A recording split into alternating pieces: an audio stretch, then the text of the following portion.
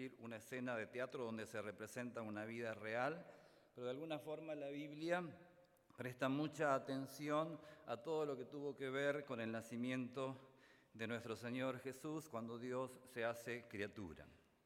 Mañana damos inicio a una semana muy especial, es la semana de la Navidad, Natividad o Nacimiento. El 25 de diciembre se recuerda el día más importante de la historia del cristianismo y tal vez de la humanidad toda. El día del nacimiento del pacificador por excelencia, el día del nacimiento del gran pacificador, Jesucristo, el mentor de la paz y de la unidad de toda la raza humana. Su misión nunca estuvo relacionada con separaciones, divisiones, muertes o guerras, aunque muchos en la historia usaron su nombre para justificar todas esas cosas horribles y nefastas.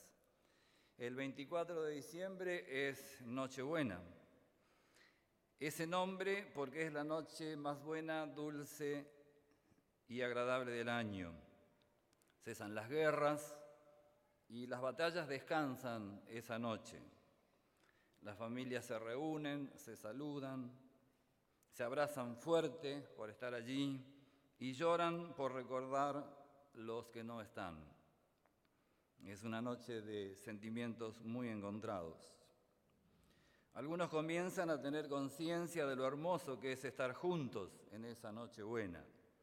Otros van perdiendo por los años la conciencia y hay que ayudarlos a celebrar. Otros son especiales y no entienden mucho de lo que hacen, pero se contagian de ese ambiente tan tierno, dulce y alegre de esa noche. Los amigos se saludan, los padres y los hijos están más juntos que nunca. Una atmósfera de bondad envuelve la Nochebuena. El espíritu de la persona más buena del universo desciende a la tierra en esa noche recordatoria y se transforma en la noche más dulce y tierna de todas. Tal vez comeremos y beberemos un poco más, pero siempre se come y se bebe un poquito más cuando se conmemora un acontecimiento grandioso, espectacular y significativo. Parece que deseáramos que todos los gustos ricos posibles se conjugasen esa noche en nuestro paladar. Es que esa noche es muy rica. Algunos harán la paz en singular o las paces en plural, en colectivo, en grupo, y se pedirán perdón. Tristemente otros elegirán esa noche para sacar los trapitos al sol, remover las heridas y continuar la vida con conflictos sin solución. Pero quién sabe, a lo mejor la paz que trae Jesús, el invisible más evidente de esa noche, logre sanar todas las heridas y dejar en nuestros corazones un sabor de paz tan rico como el pan dulce que comeremos y un efecto tan chispeante de amor como el de la sidra que beberemos. Los invito a hacer un repaso, hermanos y hermanas, de la escena bíblica más atrapante, curiosa y entretenida y real que alguna vez se haya escrito. Dios se hace un bebé y nace como criaturita en una noche buena. Es cierto que no sabemos exactamente si es el 24 o qué día es, pero es un día de celebración y lo que se celebra es eso justamente, el acontecimiento más extraordinario de todos los tiempos. Yo le puse un título así largo al sermón, no se dicen los títulos, pero así me parecía algo tan lindo, actores de la epopeya más importante e impresionante de todos los siglos, y hacer un repaso de los personajes involucrados en esta historia. Es un título extenso, pero debiera ser más extenso todavía e incluir 1.000.000 de palabras más, todas las palabras más buenas, más dulces y más tiernas posibles, recogidas de todos los idiomas y dialectos de la humanidad, porque así es ese evento, esa Nochebuena.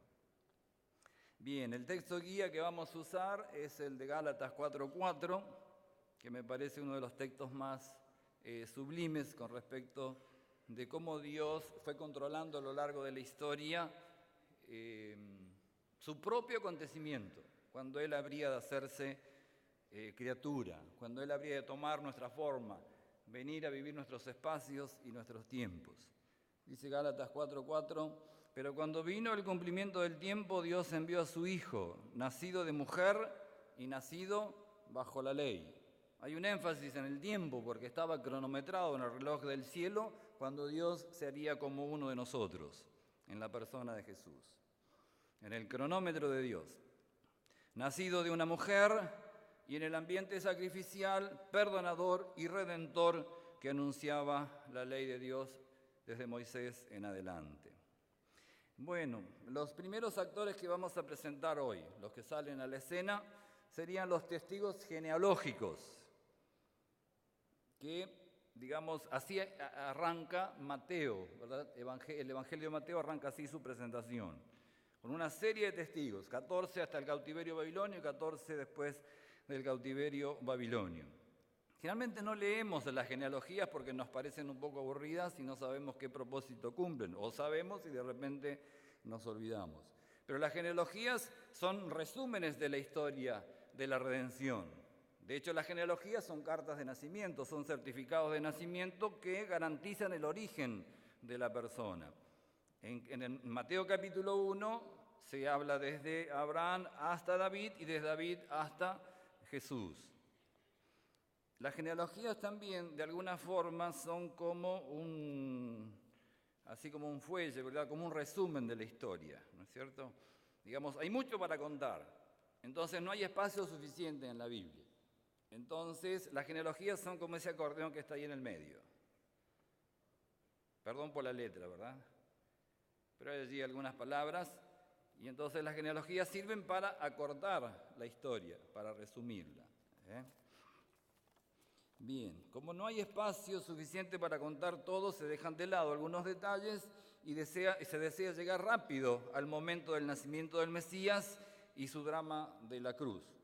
Ningún detalle o minucia innecesaria puede obstaculizar ese propósito de la historia de la redención.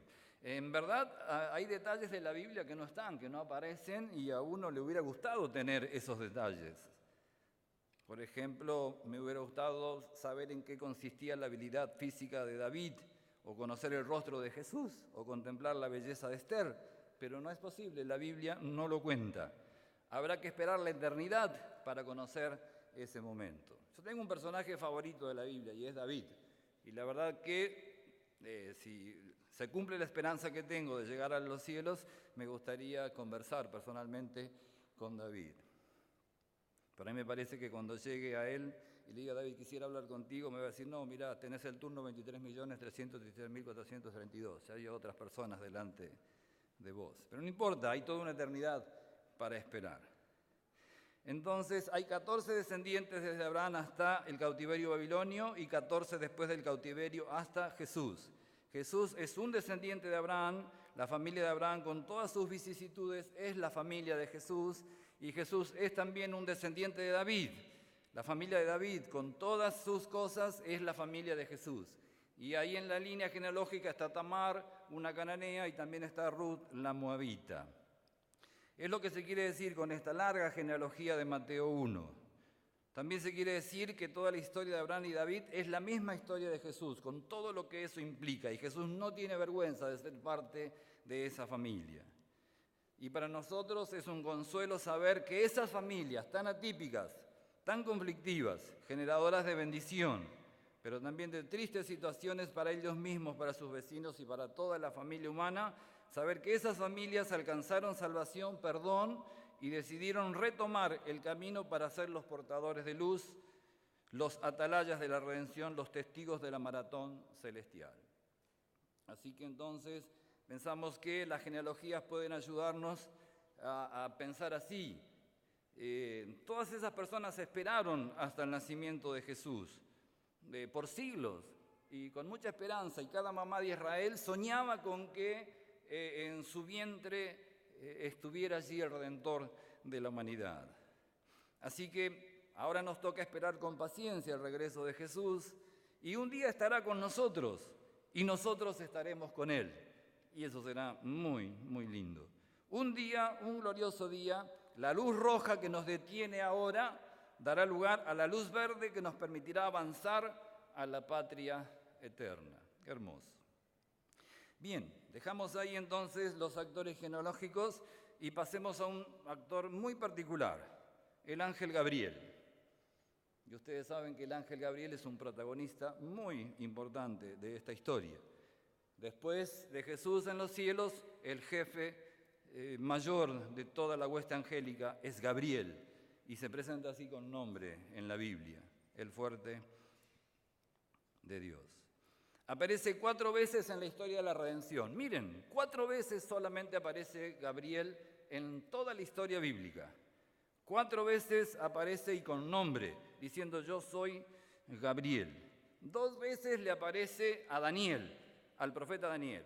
Cuando le dice Daniel, así tu pueblo tendrá que empezar a contar hasta la llegada del Mesías.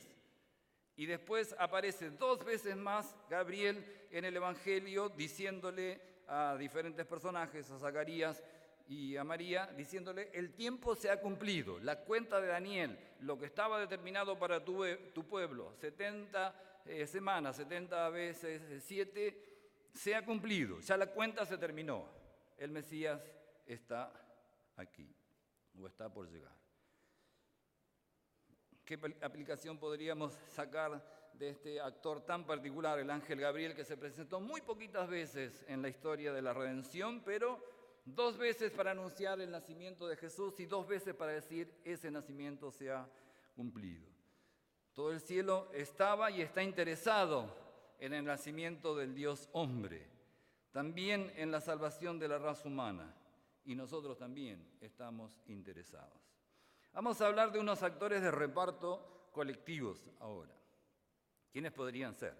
Yo creo que de todas las partes especiales que escuchamos ahora, ya el sermón está dado en cantos, ¿verdad? Pero ahora lo hacemos así un poco leído y un poco conversado. Actores de reparto colectivos, los ángeles y los pastores, que se conjugaron juntos ahí en una noche muy especial.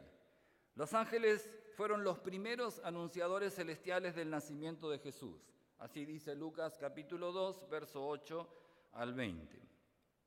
Los pastores fueron elegidos por Dios para ser los primeros anunciadores terrenales del nacimiento de Jesús. Era una noche como todas para los pastores. La rutina del trabajo, la somnolencia de la vigilia, la pesadez de los ojos, pero todo desapareció en un instante. De repente, el cielo se abrió para ellos. La luz de Dios disipó las tinieblas de esa noche y la incertidumbre de saber eso que ellos conversaban, si el Mesías habría o no de venir, algo maravilloso pasó para ellos, si el Mesías vendría o no a liberar a Israel. Más de 1000 años de espera del nacimiento del Mesías, en un segundo, en un minuto para ellos se hizo realidad. A ellos les tocó, a esos pastores. ¿Cómo no hubiéramos querido ser nosotros los pastores que estuviéramos allí, que viéramos el cielo que se abre y que los ángeles nos anuncian que Jesús ha nacido? ¡Qué privilegio! Los pastores fueron los escogidos de Dios para ser, digamos, los primeros evangelistas, para anunciar el cumplimiento de la profecía. Como Dios había dicho y en el tiempo que Dios había dicho y en el espacio y en la forma, así sucedió. No erró en nada la profecía. El Mesías Salvador estaba allí, había aterrizado, había tocado tierra, estaba en Belén, solo había que ir a buscarlo. Ha venido, gritaban los pastores. El Mesías está aquí, descendió, nació, está con nosotros. Emmanuel ha venido para salvarnos. Lo raro que buscaron en Belén, no fue fácil encontrarlos, pero todos hablaban del rey de Israel y ellos esperaban el rey de Israel y decían, a ver, ¿en Belén qué trono? No, nunca tuvimos trono en Belén. El trono siempre estuvo en Jerusalén. Bueno, pero en Belén nació ¿quién? Nació David, nuestro rey amado, el dulce cantor de Israel. Pero no había trono en Belén y tampoco encontraron al rey de Israel en un trono. Lo encontraron en un pesebre, una cuna bastante particular y extraña para un rey. Bueno, pero así es todo lo relacionado con Dios, con Jesús, con nuestras vidas. Es todo lo inesperado, todo lo insólito, todo lo raro, pero que produce los mejores efectos para nuestra vida. Los ángeles también habían esperado siglos para que ese momento glorioso por fin se hiciera realidad. Todo el cielo explotó en un chorro de luz, energía y cantos incontenibles. Y ahora yo imagino, ¿no? ¿Quién sabe si esas estrellas partidas en dos que los astrónomos nos muestran, o esas constelaciones divididas en sectores y chorros de energía, no fueron quizás el producto del camino recorrido por los ángeles a velocidades asombrosamente superiores a la velocidad de la luz, produciendo, como dice Apocalipsis, terremotos, relámpagos, voces y truenos de los ángeles que llegan a la tierra para anunciar el acontecimiento más importante de todos los siglos. Una velocidad y una energía incontenible para volar así, indescriptiblemente, al planeta oscuro y anunciar el advenimiento de la luz. Entonces pensamos así, decimos, un día el cielo se nos abrirá delante de nuestros ojos y será un espectáculo eterno que nunca terminará. Y esperemos que para todos nosotros sea una alegría ese momento en que el cielo se abre y nuestros corazones sean vistos por Dios como nunca antes. Para los pastores ese espectáculo duró lo que dura un himno y un anuncio. El himno que cantaron los ángeles y el anuncio que le hicieron los ángeles. Eso fue el tiempo que duró para los pastores, el cielo abierto. Para nosotros puede durar no solamente un himno, sino la eternidad. Es la oportunidad que tenemos delante de nosotros. Bueno, vamos a hablar de unos actores inesperados, que nadie esperaba, y ustedes se imaginan quiénes pueden ser, ¿verdad? Mateo capítulo 2 dice, cuando Jesús nació en Belén de Judea, en día del rey Herodes, vinieron del oriente a Jerusalén unos magos. Estos sí que no los esperaban, nadie los esperaba. Nadie los esperaba que vinieran con el mensaje del nacimiento de un nuevo rey. Para los judíos, sí ellos tenían rey, ¿qué nuevo rey? Y que llegaran con tamaña cantidad de regalos. Impresionante, una caravana con decenas de camellos, con cantidad de regalos.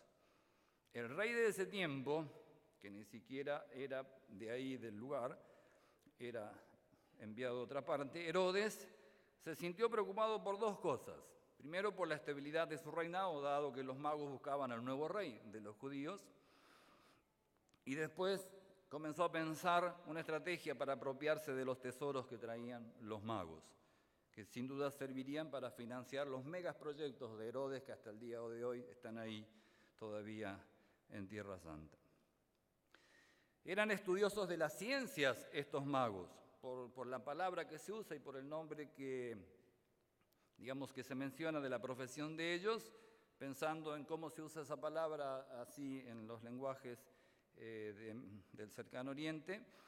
Estos magos dominaban la astronomía, las matemáticas y la geografía. Posiblemente venían de la Universidad de Babilonia, posiblemente. Eran conocedores seguros de la profecía y de su cumplimiento, porque si no, no hubieran venido en la forma que vinieron y en el tiempo que llegaron, y diciendo las palabras que decían. Conocían la profecía y lo relacionado con las historias de las naciones. Seguro habían leído las profecías de Daniel en Babilonia, que pienso deben haber quedado archivadas en los palacios de ese lugar, y las habían estudiado con cuidado. Sus cálculos proféticos de tiempo les indicaban que el Mesías debía haber nacido ya, tendría que estar ahí, por cómo ellos habían calculado las profecías de tiempo de Daniel. Y pensaban así, si un varón israelita podía ser ungido entre los 25 y 30 años, el Mesías había nacido o estaba por nacer. Además, tuvieron un auxilio especial, una estrella providencial diferente, fuera del mapa estelar que ellos manejaban, los había acompañado en su largo camino de casi 1000 kilómetros y de varios meses. Cargada con valiosísimos regalos, su caravana se movía lenta y pacientemente por la ruta del norte de Mesopotamia y Siria y llegaron a Jerusalén, preguntando dónde está el rey de los judíos. ¿Qué podemos aprender de los magos de Oriente? Que Dios tiene otras ovejas en su redil, que nos sorprenderán con su llegada y sus tesoros de conocimiento y salvación. Y ser humildes y escuchar. Bien, vamos a pensar en otro actor, pero este ya es más tenebroso, y es Herodes el asesino. Entonces Herodes, dice Mateo capítulo 2, verso 7, llamando en secreto a los magos, indagó de ellos diligentemente el tiempo de la aparición de la estrella. Los magos se habrán sorprendido de que había un rey ya ahí. Sí, pero un rey que no estaba dispuesto a dejar su trono y un rey que no sabía absolutamente nada del descendiente que ellos tenían en mente. Herodes era un asesino por instinto.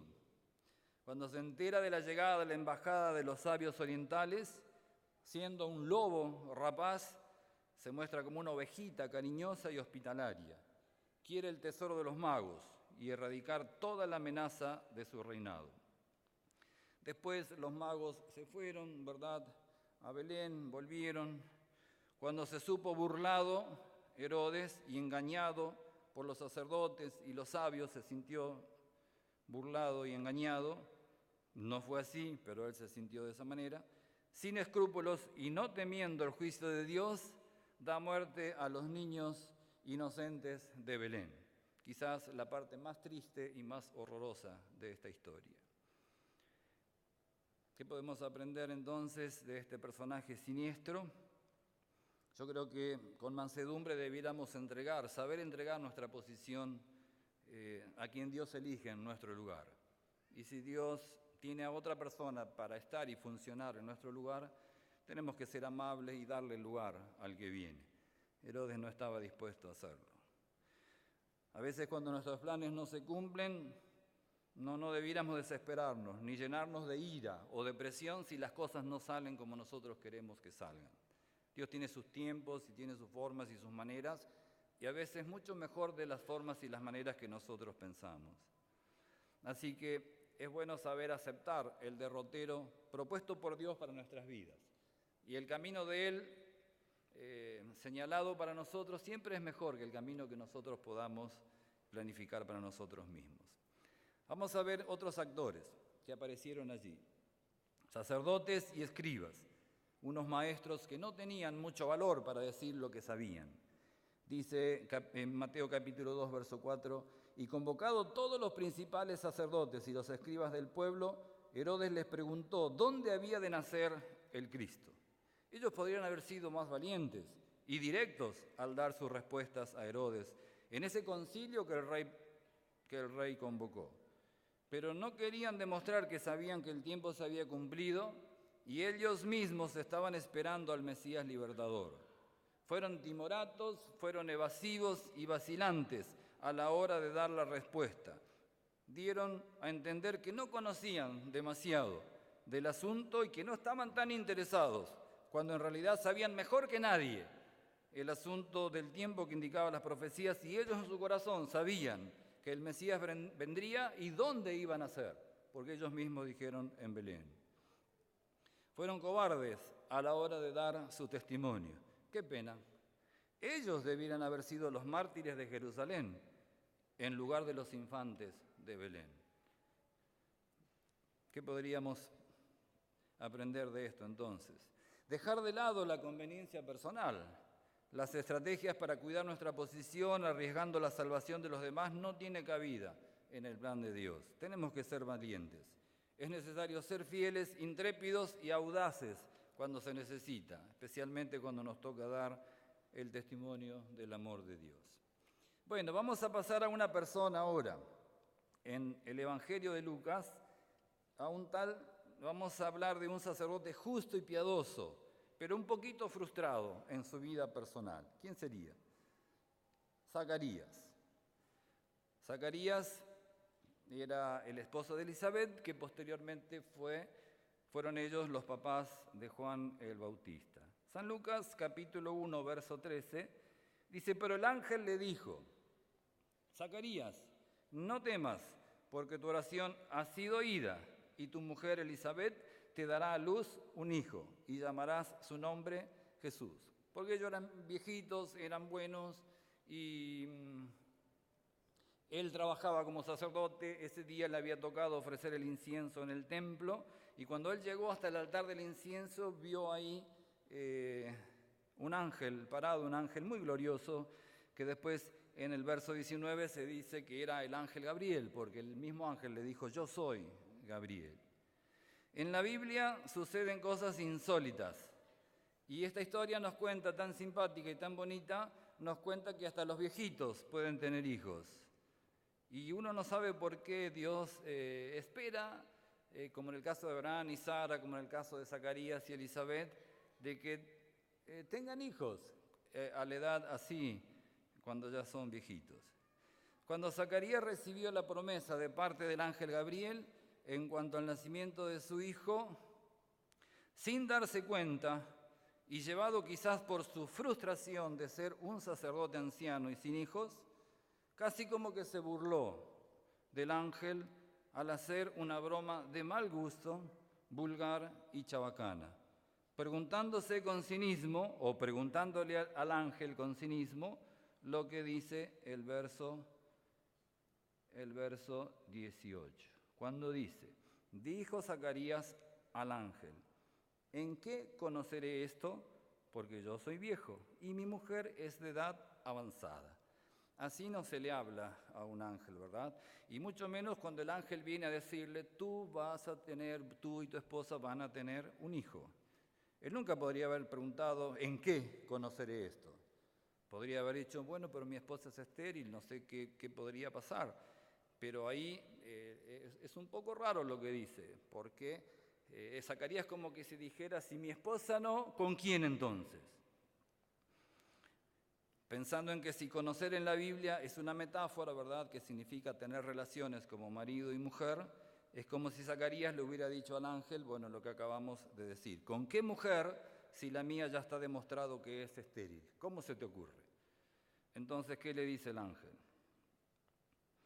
Le dijo, verso 19, respondiendo el ángel, le dijo, yo soy Gabriel, que estoy delante de Dios, y he sido enviado a hablarte y darte estas buenas nuevas. Y ahora quedarás mudo y no podrás hablar hasta el día en que esto se haga, por cuanto no creíste mis palabras, las cuales se cumplirán. Entonces cuando Zacarías salió estaba mudo por haber hablado de más, por haber sido un tanto burlesco y un tanto chabacano y irrespetuoso. Además, la Biblia, podríamos decir así, la Biblia tiene una conclusión a priori, ¿verdad? Que si un matrimonio no puede tener hijos es como que la mujer es la estéril, pero es como algo convencional, ¿verdad? En realidad no se sabe si es la mujer o es quién, o es el hombre. Y en este caso, ¿cómo sabe Zacarías que es su esposa la no funcional y no es él el no funcional? Por eso creo que el ángel, de parte de Dios, lo dejó mudo para que no hable de más. Entonces, ¿qué podemos aprender de Zacarías? Él era piadoso, era bueno, ¿verdad? Pero quizás esa frustración interna que tenía lo llevaba a ser un poco ácido en algún momento. No ser burlesco, cínico, irreverente, que a veces lo somos, y es una pena, ¿verdad? A veces las frustraciones de la vida nos vuelven así un poco agresivos y cínicos al hablar. No permitir que el corazón se rumbre o se endurezca por las frustraciones propias de la vida. Si las cosas no salen como nosotros queremos y no llegamos a donde queremos llegar, no te sientas frustrado. Siente que ese es el camino de Dios para ti. No te amargues. Aprender a vivir frente al mundo invisible, no frente al mundo visible. El mundo visible de Zacarías era, no tengo hijos y mi esposa no me los puede dar. Y el mundo invisible, ¿qué le decía? Puedes tener hijos y Dios te lo puede dar, aún en la vejez. Dios existe y es un Dios vivo y debemos estar convencidos de eso. Dios existe y es un Dios vivo. Y a veces los cristianos parece que vivimos y actuamos como si Dios no existiera y como que todo dependiera de nosotros. Hablemos un poquito de Elizabeth entonces, la esposa de Zacarías. Dice Lucas capítulo 1, verso 36, y aquí tu parienta Elizabeth, le dice el ángel Gabriel a María, ella también ha concebido hijo en su vejez y este es el 6º mes para ella, la que llamaban estéril. Bueno, uno se pone a pensar, ¿verdad? Sara era una viejita, la esposa de Abraham, casi 100 años, y Elizabeth no sé cuántos años habrá tenido, pero debe haber sido viejita también. Y qué raro, ¿verdad? Qué raro que sea así. La mamá de Juan el Bautista, esposa de Zacarías, aceptó en su vejez tener un hijo. No debe haber sido nada cómodo para Elisabet y para una viejita estar embarazada o quedar embarazada. No sé qué diría la gente, ¿verdad?, de ver una viejita embarazada. Es algo raro, es algo extraño. No sé qué dicen los médicos. Pero Elisabet y Sara son dos casos de la Biblia que, siendo muy viejitas, quedaron embarazadas. Fuera de época. Fue Elisabet la que recibió a María en el 6º mes de su embarazo. María fue a contarle que el ángel le había dicho algo grandioso y la eligió Elisabet para ir a contarle. Debe haber sido que eran amigas y quizás su consejera, una persona muy buena. Elisabet fue la anfitriona de María a pesar de la incomodidad de un embarazo de 6 meses en la vejez. Su embarazo no le permitió ser hospitalaria. No hizo girar el mundo a su alrededor por estar embarazada. Era una mujer valiente, trabajadora, y aún con su barriguita a esa edad decidió tomar todos los cuidados y todo lo necesario para recibir a María y escuchar la historia de María, que no era nada común. La visita de María hizo que Juan se alegrara en el vientre de su madre, y dice que la criatura saltó. Dice el verso 44, Lucas capítulo 1, dice: porque tan pronto como llegó la voz de tu salutación a mis oídos, la criatura saltó de alegría en mi vientre. Juan, estando en el vientre ahí de Elisabet, saltó. Pero es curioso esto, ¿verdad? Dice, este relato en la Biblia, ya hace 2000 años atrás, la Biblia asegura y dice que una criatura de 6 meses vive intensas emociones en el vientre de su madre. Porque cuando se juntaron las dos mujeres relacionadas con este acontecimiento tan grandioso del nacimiento de Jesús, dice que Juan saltó en el vientre de Elisabet. Ser humildes, como fue Elisabet. Ser hospitalaria, como fue Elisabet. Soportar los embarazos propios de la vida, aún en la vejez. Y a veces cuando somos viejos nos pasan cosas que nunca hubiéramos esperado ni imaginado. Y entonces, no sé, digo, para las mamás, cuidar las emociones si están embarazadas. Y si los esposos están embarazados, junto con las mamás, también cuidar las emociones. Creo que me explico, ¿verdad? Porque sí, estoy embarazada, pero el esposo también está embarazado. Físicamente no, biológicamente no, pero es en conjunto el asunto, ¿verdad? Y los dos serán uno. Así que cuidar las emociones, cuidar las palabras y cuidar todo lo que tenga que ver con el futuro nacimiento de un bebé. Vamos a pensar entonces en otro actor ahora, y ya aceleramos en la historia. Vamos a pensar en un futuro esposo acorralado por la duda. ¿Quién sería ese futuro esposo acorralado por la duda? Bueno, ustedes me dan agua y yo les doy pan de vida. Espero, ¿verdad? ¿Quién era? Un futuro esposo acorralado por la duda. José, ¿verdad? José, claro que sí. Volvemos a Mateo, capítulo 1, verso 20. Dice así: y pensando él en esto, he aquí un ángel del Señor le apareció en sueños y le dijo: José, hijo de David, no temas en recibir a María tu mujer, porque lo que en ella es engendrado del Espíritu Santo es. Ustedes saben que José estaba confuso y desorientado por la noticia del embarazo sorpresivo de su prometida. No sabía qué hacer. María había quedado embarazada y él no tenía nada que ver en ese asunto. Y el relato de María, del anuncio del ángel, no lo convencía del todo. Pero María era tan buena que era imposible pensar que María estuviera mintiendo. Bueno, ustedes saben que José estaba en dudas, y es verdad que no todos creyeron el origen sobrenatural y milagroso del nacimiento de Jesús. Y hoy sucede lo mismo, no todos creen que fue así. Muchos mantuvieron continuas sospechas sobre el nacimiento de Cristo, y de vez en cuando Jesús ya era mayor y predicaba, tanto a Jesús como a María, le hicieron venenosas alusiones con respecto de su asunto, ¿verdad?, de ese asunto del nacimiento.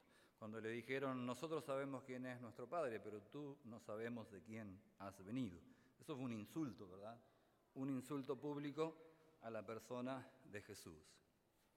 Entonces, José se sintió tentado a no creerle a María y abandonarla sin acusarla ni someterla a juicio como podría haber sido posible en esa época. Pero la amaba mucho José a María y no podía pensar en algo así. El cielo lo premió su fe, su amor y su fidelidad. Y el ángel del Señor, seguramente Gabriel, no se dice que fuera Gabriel, pero dice el ángel del Señor, que seguramente era, el mismo que visitó a María, vino a indicarle qué era lo que debía hacer, recibir a María como su mujer. ¿Qué aplicaciones podemos sacar de esto? Analizar con cuidado las situaciones inesperadas y sorpresivas de la vida. Es así, hay que analizar la vida, hay que ponerse a pensar, hay que hacer como José, ¿verdad? Acostarse, poner la cabeza en la almohada y pensar en las cosas que nos pasan. No debemos ser improvisados, pero el asunto es evitar por la fe que ese análisis de las situaciones nos atrape en lo humano de esas situaciones y nos impida ver más allá de lo visible, de lo humano, y no reconocer la intervención de Dios o la intervención que Dios puede hacer en nuestras vidas. Avanzar por fe y procurar un cambio, aunque las evidencias sean suficientes como para justificar que nos quedemos quietos y encerrados en nuestra situación. No sabemos qué podemos llegar a ver si cruzamos la montaña. No sabemos qué nos espera. Así que hagamos como José entonces, sigamos las sugerencias del mundo invisible para que nuestro mundo visible sea como Dios quiere que sea. Bien, vamos al último actor entonces, pero ya no es un actor, es una actriz. ¿Y cómo se llama esta actriz? Una jovencita de cualidades sorprendentes, una digna madre del Salvador. ¿Quién sería? Y tenía que ser mujer, ¿verdad? ¿Cómo se llama? ¿Miriam o María? Entonces, María en nuestro español y Miriam en la traducción como se lee. Dice que Lucas capítulo 1, 26 en adelante, dice, al sexto mes el ángel Gabriel fue enviado por Dios a una ciudad de Galilea llamada Nazaret, a una virgen desposada con un varón que se llamaba José, de la casa de David, y el nombre de la virgen era María. Y entrando el ángel en donde ella estaba, dijo, salve muy favorecida, el Señor es contigo, bendita tú entre las mujeres. Mas ella cuando le vio se turbó por sus palabras y pensaba, ¿qué saludo sería este? Entonces el ángel le dijo, María, no temas, porque has hallado gracia delante de Dios. Y ahora concebirás en tu vientre y darás a luz un hijo y llamarás su nombre Jesús. Este será grande y será llamado Hijo del Altísimo. Y el Señor Dios le dará el trono de David, su padre, y reinará sobre la casa de Jacob para siempre, y su reino no tendrá fin. Entonces María dijo al ángel, muy diferente de Zacarías, dice, ¿cómo será esto? Pues no conozco varón. Respondiendo el ángel le dijo, el Espíritu Santo vendrá sobre ti, y el poder del Altísimo te cubrirá con su sombra, por lo cual también el santo ser que nacerá será llamado Hijo de Dios. Entonces María dijo, he aquí la sierva del Señor, hágase conmigo conforme a tu palabra. Muy diferente de Zacarías. María, por su piedad, había adquirido cualidades espirituales que la habilitaban para ser la mamá del Mesías, de Jesús. Ella era el envoltorio del regalo más precioso para la humanidad. Dios la eligió a ella.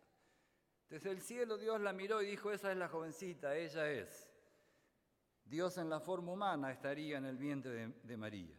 Un privilegio que toda mujer hubiera deseado que se cumpliera en su vida. Ser la madre del Redentor del mundo. ¡Qué privilegio!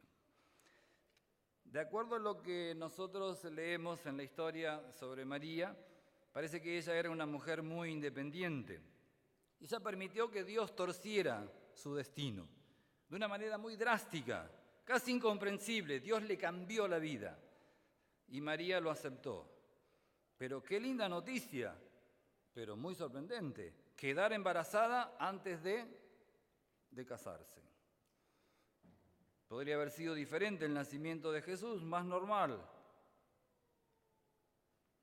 A Dios le agradan las situaciones entretenidas, complicadas.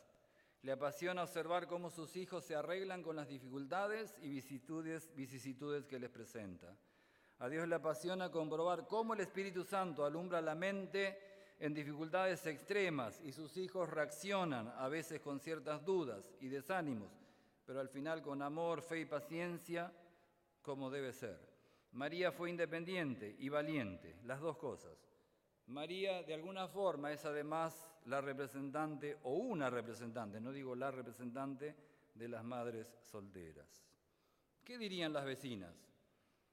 Que María era muy bonita, sí, una buena chica, pero el asunto era cómo creerle la historia del ángel. De allí que José estaba confuso y desorientado y sin saber qué hacer.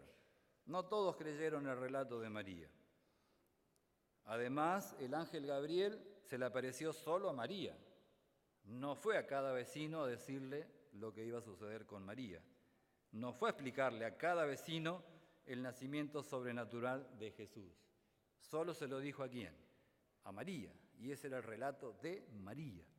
Y ese relato, como ha sido hasta ahora, debía ser creído por fe. No todos aceptaron el nacimiento milagroso de Jesús. Y así lo comprueba la historia.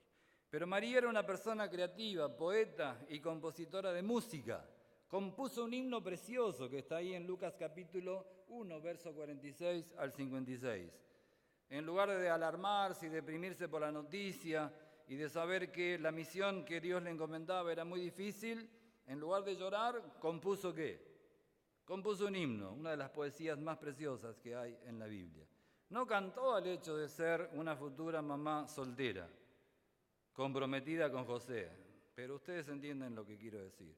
No festejó su condición de madre tampoco, sino alabó a Dios por guiarla en esa situación de vida y por haberle elegido a ella, a pesar de tan complicado el desafío que Dios le proponía. Y ella fue muy firme y no se puso a pensar qué dirían las vecinas y los vecinos y qué diría la aldea de Nazaret. Ahí, además, la aldea de Nazaret está comprobado que eran bastante agresivos.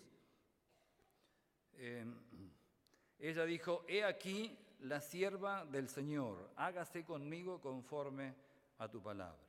Aunque la profecía decía, una espada traspasará tu alma. No iba a ser una situación muy fácil. Entonces, Lucas capítulo 2, verso 19, dice que María guardaba todas estas cosas, meditándolas en su corazón. Ella era reflexiva, era amable, y era una cualidad muy importante que se necesita para capitalizar las experiencias de la vida.